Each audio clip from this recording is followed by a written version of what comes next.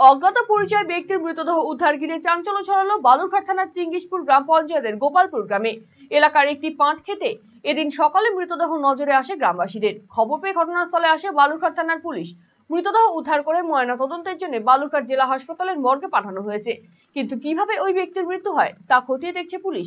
পাশাপাশি মৃত ব্যক্তির পরিচয় জানার চেষ্টা করা হচ্ছে। এটা তো কোনো মানে কিছু পাওয়া যাচ্ছে না। চিনতে পারছেন কেউ? না না না, এমনি বডি তো পচে গেছে মনে হয়। বডিটা পচে গেছে, কোনো মানে চিনার কোনো উপায় নেই। কোন জায়গাটায় পাওয়া গেল এটা বডিটা? গোপালপুর। গোপালপুরের এই সংসারটার নাম কি? আমরাইল সংস্থা। আমরাইল। আচ্ছা, আর কি মনে করছেন বাইরের কেউ এটা? এটা বাইরে কি না কেমন করে বলা যাবে?